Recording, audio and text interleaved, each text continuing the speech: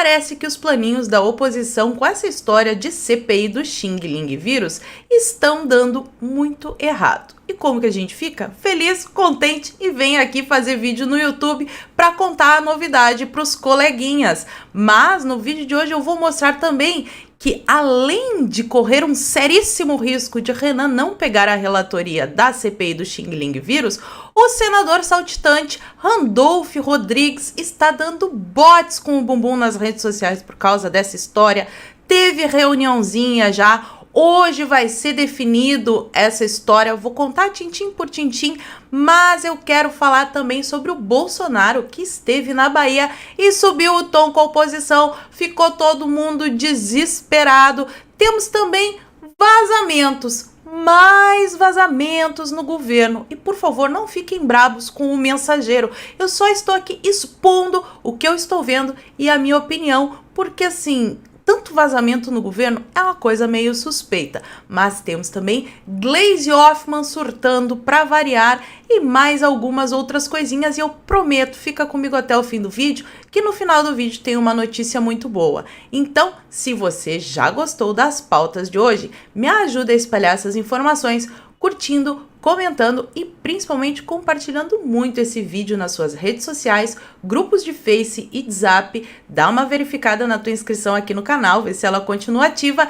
e se não for inscrito, se inscreve e dá essa moralzinha pra mim. Pois bem, feita a introdução, vamos para a pauta de hoje. Rapidamente aqui, só para começar com essa notícia, porque ontem eu acordei e eu vi uma imagem assim terrível, até compartilhei nas minhas redes sociais, porque eu não sou obrigada a ver isso sozinha, mas olha só a notícia que eu preciso deixar registrada no vídeo de hoje. O seu Thiago Leifert estava reclamando da censura no Insta. Olha isso. Thiago Leifert reclama de bloqueio de postagem de selinho de Fiuk e Gil, mas não é só um selinho assim. Olha bem. O apresentador do BBB 21 reclamou do bloqueio do vídeo de Fiuk e Gil no Instagram por considerar o conteúdo como atividade sexual. Os dois participantes também pularam pelados na piscina após se livrarem do paredão contra a tal de VTube. Pessoal, o Instagram não gosta de cachorrada e nem de dois homens dando selinho. Eles estavam cobrindo, não estavam pelados na minha postagem. A boa e velha TV aberta vai mostrar para vocês hoje, disse o apresentador. Então, assim, mentaliza. O Fiuk e o outro rapaz tiraram a roupa, cobriram só ali o pirulito com as mãos ou com um chapéu, deram um selinho e pularam na piscina. Eu não sei em qual planeta eu vivo, mas no meu mundinho aqui, eu acho que isso não é um conteúdo adequado para ser passado na TV aberta. O que vocês acham? E nem me vem com esse negócio de homofobia, tá? Porque se fosse um homem e uma mulher na mesma situação, eu iria achar impróprio, porque ali nós temos menores assistindo. Acho que não é adequado. Enfim, feito o registro da minha indignação com essa cena terrível que me acordou ontem, passemos aqui para a campanha de 2022 que está bombando, e os antas soltaram a mão do seu calça tochada, né? Parece que agora Tasso Gereissati, não sei o que ele prometeu, se foi Secom, se foi informação privilegiada, alguma coisa assim superior a 8 milhões com certeza foi, né? Porque olha isso, presidentaço, eita chapeleiro maluco, hein? E quem também já está de olho nas próximas eleições é o vice, o Mourão. Ele disse o seguinte: Bolsonaro vai escolher outra pessoa no meu lugar. Ok, fico feliz com essa notícia, porque, né, o Mourão deu umas declarações estranhas, nada a ver com a pauta que elegeu o Bolsonaro, e aí depois ele deu essa outra aqui que eu achei esquisito. Vamos ver o que vocês acham. Mourão sobre terceira via para 2022. Partidos de centro precisam largar a vaidade e se unir em torno de um nome que empolgue o eleitorado. É impressão minha ou o Mourão meio que tá assim empolgado com esse negócio de frente ampla contra Bolsonaro em 2022?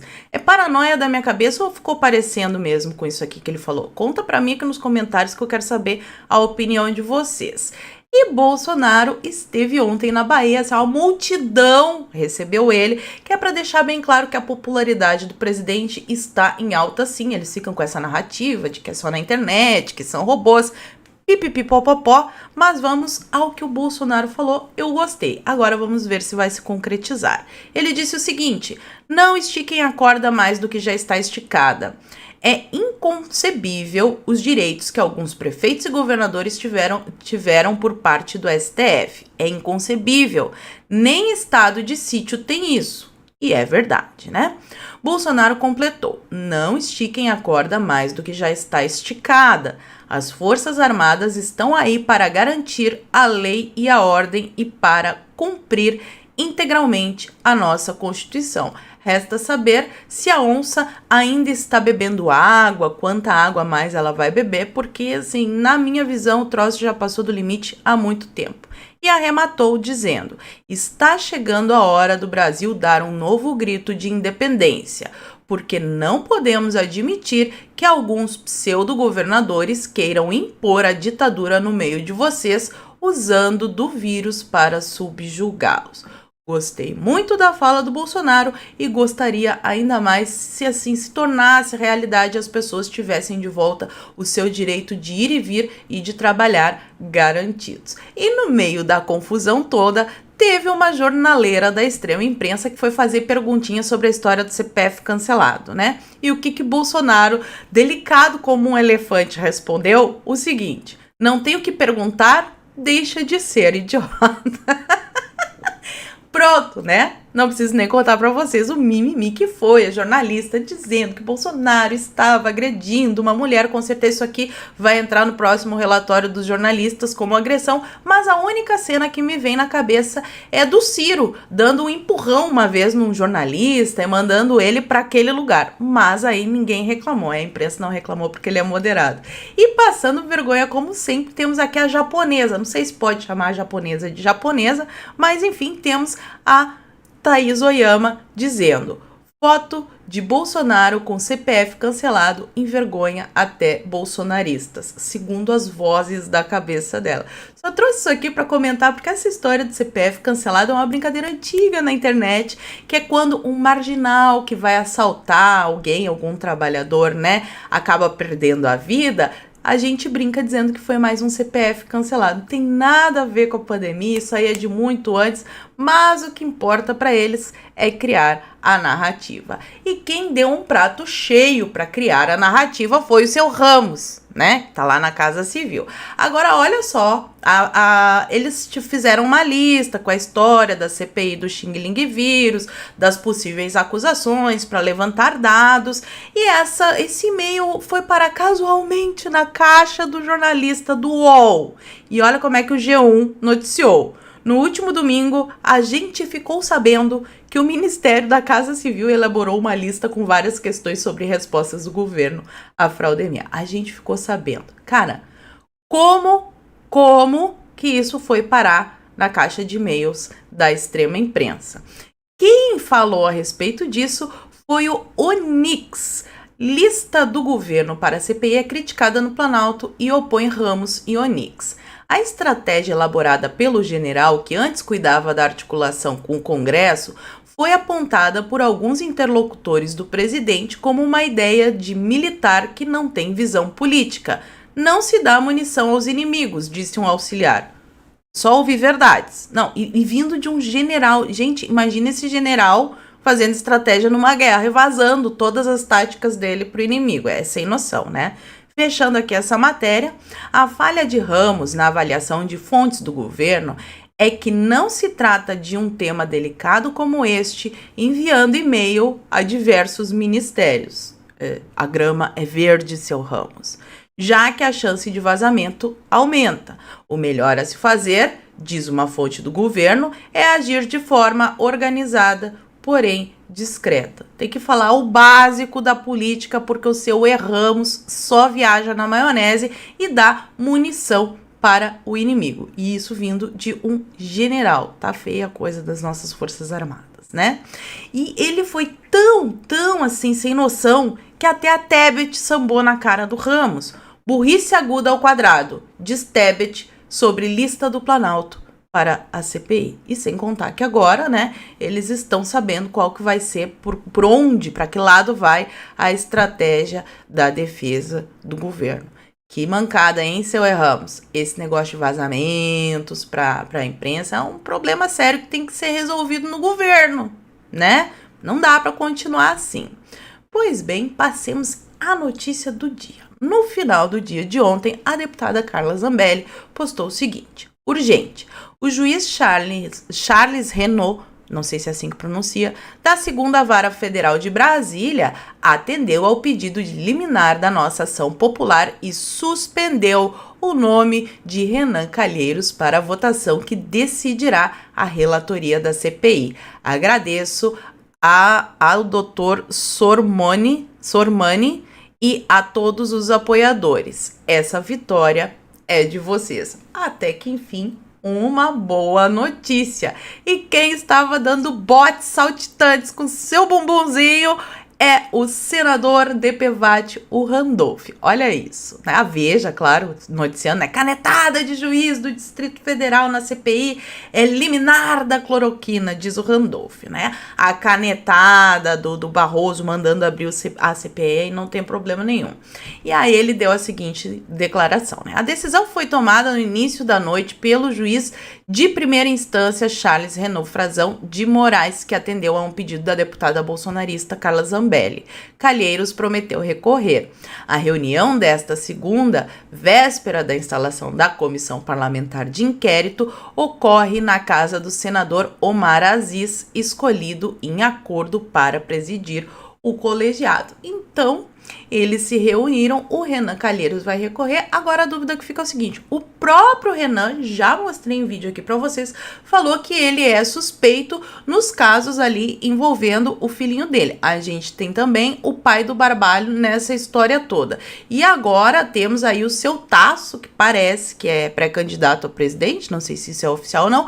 Essas pessoas são no mínimo suspeitas e não deveriam estar na CPI, porque não tem meia suspeição. É igual mulher grávida. Ou tá grávida ou não tá grávida, né? Meio termo não tem. Pois bem, e hoje, terça-feira, vai ser a primeira reunião. Agora, aguardemos as cenas dos próximos capítulos, se vai sair alguma outra decisão ou se eles serão obrigados a escolher algum outro senador e se, né, todos esses senadores que eu falei para vocês, ou pelo menos o pai do Barbalho e o Calheiros, saem da CPI, porque eles não deveriam estar ali, uma vez que os filhos podem ser investigados e deveriam, principalmente, né, o seu Barbalho, que já rolou uns paranauê bem esquisitos. E aí temos um certo bosta com essa daqui. Senador petista quer investigar o Conselho Federal de Medicina por dar autonomia aos médicos. Agora, o senador, um certo bosta, quer que ele sabe mais que o Conselho Federal de Medicina sobre qual tratamento que eles vão recomendar ou não para o paciente. É mole ou o que mais? É uma palhaçada sem fim. E eles ainda têm a cara de pau de dizer, né, que eles estão em nome da ciência. Não sei qual ciência. Mas teve, no meio disso tudo, uma infectologista que deu uma declaração que vai lavar a alma de vocês. Olha o que ela diz. O nome dela é Roberta Lacerda. Se você tem medo de tomar medicamentos prescritos pelo seu médico porque o jornalista disse que não são bons, deixe o médico, cancele o plano de saúde e vá consultar um jornalista ou um radialista. Os jornalistas não aceitam convênios, estudam menos, eita lelê, mentem mais e são mais caros que os médicos. Além disso, quando os clientes perdem a vida, eles não assinam atestado de óbito nem são responsabilizados em caso de erro de prescrição. E se você quer exercer nos dias de hoje, o caminho mais fácil é fazer jornalismo. O vestibular é muito mais fácil, o cursinho é mais barato, não precisa fazer pós-graduação, trabalha à distância do paciente e, como já foi dito, não responde criminalmente quando engana, erra ou acaba tirando a vida. Pelo jeito, a turma cansou de ser usada ao invés de ser valorizada, diz o texto reproduzido pela especialistas. Palmas para essa mulher que lavou a alma dos brasileiros. Isso aqui tem que ser extensivo a um certo bosta, que não deve ter nem o diploma do ensino médio, né? Porque, pelo amor de Deus, é cada uma pior que a outra que sai de lá. E aí temos um grupo de governadores dando bote com bumbum por causa da Lindora. E a Lindora está detonando. Olha essa sequência de notícias. Grupo de governadores deve pedir afastamento de subprocuradora de apuração sobre o mau uso de verbas da Fraudemia. Eles estão nervosos e querem a Lindora fora. Por que eles querem? Os governadores afirmam que as perguntas da subprocuradora fazem juízo de valor sem apontar elementos e provas sobre as supostas irregularidades. É porque ela está investigando, né? Por isso que se investiga, para colher as provas. A gente não tem, assim, o julgamento pronto antes da investigação, né? O normal é esse procedimento aqui. Uma das perguntas enviadas por Lindora, a de número 4, afirma que a desativação das unidades de saúde teria causado prejuízo ao erário, não só em relação às vidas, como a falta atual de leitos como decorrente da verba mal utilizada. E é mentira, por acaso? Se lá no início da história da Fraudemia eles tivessem pego esses milhões e milhões que investiram naquelas tendas que foram desmontadas, muitas sem ter atendido ninguém, se eles tivessem investido isso na construção de uma estrutura permanente, será que esse dinheiro não teria sido melhor usado? Eu acho que ela tem mais é que investigar. O que vocês acham? E aí, fechando, né, assim, dando o tiro de misericórdia, a PGR denuncia governador do Amazonas por crimes no combate à fraudemia, finalmente, coisa que nós já vemos aqui no canal há muito tempo. A gente falou sobre respiradores comprados em loja de vinho, sobre faturamento, uns paranauê muito esquisito. E quem foi que fez isso? Segundo a PGR, o governo do Amazonas instalou uma verdadeira organização criminosa em sua estrutura. A prática teria envolvido o direcionamento de contratação de insumos para combate à fraudemia. A subprocuradora da República, Lindora Araújo, assinou a denúncia. Mas tá demais essa Lindora, hein? Tinha que ter feito mais uma mitada ontem, que aí podia pedir música aqui no canal. Foram duas. Quem também agora é cientista, infectologista e imunologista, além de ministro do STF, eles são muito eficientes, né?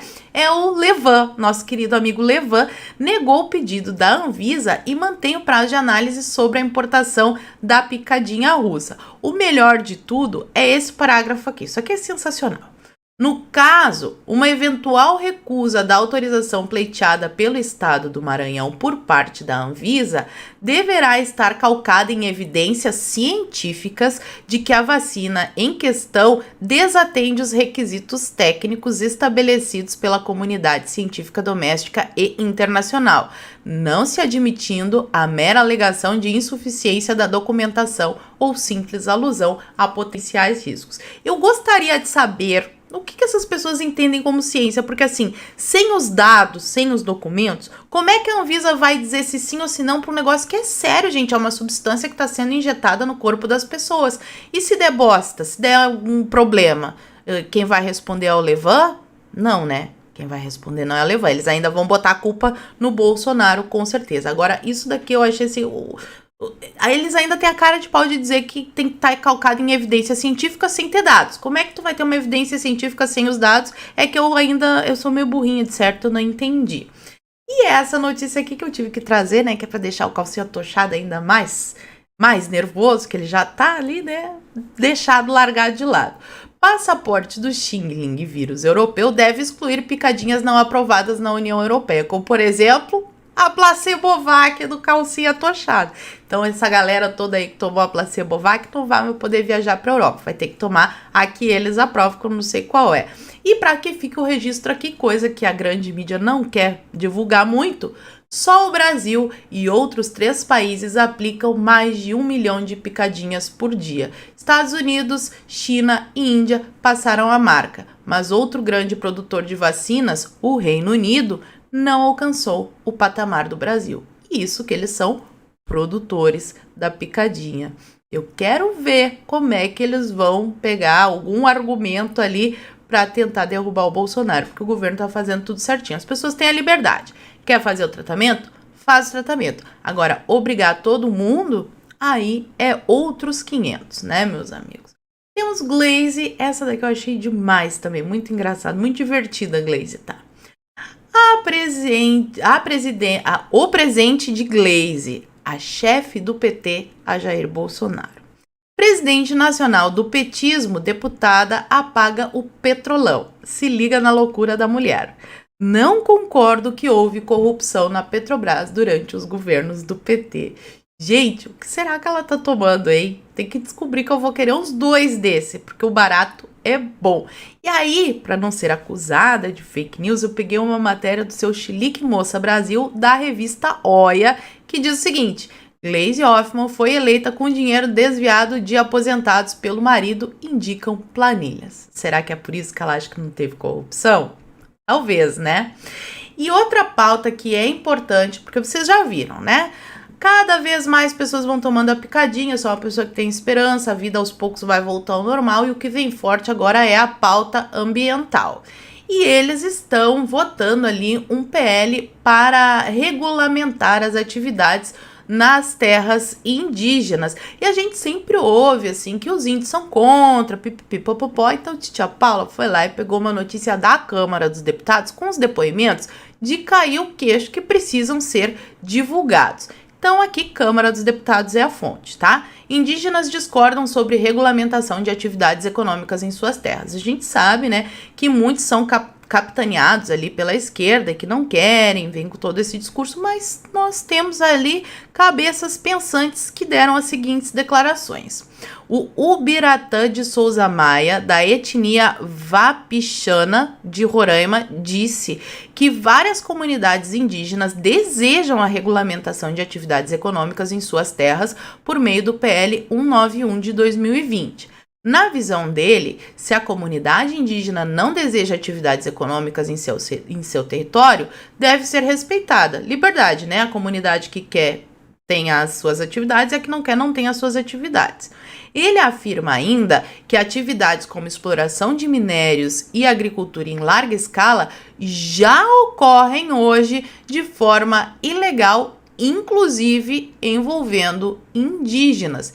A gente teve essa outra declaração aqui do Felisberto de Souza Cupudunepá, da aldeia Macepô do Mato Grosso, que afirmou que o desmatamento e o garimpo ilegal, isso aqui é um índio que está dizendo, tá, gente? São praticados pelos próprios indígenas, porque não tem alternativa de renda. Segundo o debatedor, boa parte deles vive em condições desumanas e nos territórios indígenas existem dorgas e uma palavra que não posso falar, infantil. Olha que coisa mais triste isso aqui. Ele disse ainda que recursos para a preservação ambiental chegam a ONGs, aquelas empoderadas, mas não chegam às mãos das comunidades. É aquela velha estratégia da esquerda de manter as pessoas na miséria e na ignorância para que elas fiquem dependendo do Estado e nunca saiam dessa condição. E pelo menos nós temos aí algumas comunidades indígenas já levantando a voz contra esse domínio da esquerda e dessas ONGs que muitas vezes vêm lá dos globalistas. Já falei sobre isso em vários vídeos com vocês. Vamos terminar o vídeo com uma notícia boa para animar a terça-feira de vocês, porque o presidente da Câmara dos Deputados, Arthur Lira, postou no seu Twitter o seguinte: vou coordenar pessoalmente e com os líderes da casa os encaminhamentos para as tratativas da reforma tributária. Tivemos um atraso com o recrudescimento da fraudemia, mas a reforma administrativa, por exemplo, já começa a ser discutida com algumas audiências públicas. Eu acredito que possamos votar as 2 reformas este ano. Temos o compromisso das 2 casas de votar este ano as 2 reformas. Procurarei o ministro Paulo Guedes para falar sobre a reforma tributária. Estou agora falando ao Jornal da Manhã, na Jovem Pan. E assim esperamos, né? Que a estratégia aí da esquerda para enredar o Bolsonaro na história da CPI do Xing Ling vírus seja um tiro no pé e acabe revelando os esquemas aí de alguns governadores meio treteiros e que tudo seja realmente esclarecido e que essas reformas tão importantes para o Brasil, que já eram para ter sido votadas há muito tempo, mas o seu nhonho ficava trancando, que finalmente saiam do papel e que o Brasil deslanche para que o povo brasileiro finalmente possa ter sossego. Muito obrigada por terem assistido o vídeo até aqui. Fiquem todos com Deus. Um beijo e até a próxima. Fui!